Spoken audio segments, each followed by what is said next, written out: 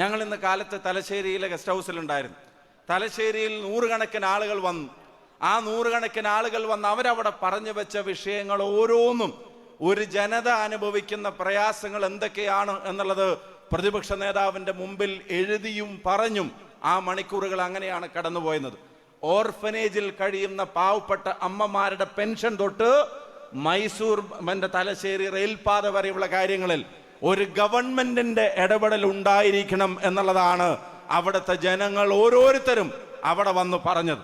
പെൻഷനെ സംബന്ധിച്ച്, ക്ഷേമനിധിയെ സംബന്ധിച്ച്, ഇവിടുത്തെ ബസ് ഓണേഴ്സിന്റെ പ്രയാസങ്ങൾ, ട്രാഫിക്കിന്റെ പ്രശ്നങ്ങൾ, ഹൈവേയുടെ പ്രശ്നങ്ങൾ, ഈ തീരദേശത്തിന്റെ പ്രശ്നങ്ങൾ, കർഷകരുടെ പ്രശ്നങ്ങൾ, ഓരോന്നും അവരെ കേട്ട് അവരിൽ നിന്ന് പരാതികൾ ഏറ്റുവാങ്ങിയ ശേഷം പ്രതിപക്ഷ നേതാവ് പറഞ്ഞത്, ഇത് കേവലം ഏറ്റുവാങ്ങലായിരിക്കില്ല, ഇത് മേടിച്ചു വെക്കലുമായിരിക്കില്ല.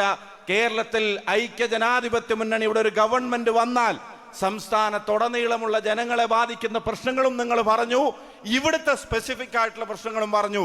ഒരുറപ്പ് ഞാൻ പറയുന്നു, ഈ പ്രശ്നപരിഹാരത്തിന് മുൻകൈയെടുക്കൽ UDFന്റെ ഒരു പ്രധാനപ്പെട്ട അജണ്ടയായിരിക്കും എന്നുള്ളത് അവിടെ വന്ന മുഴുവൻ ആളുകളോടും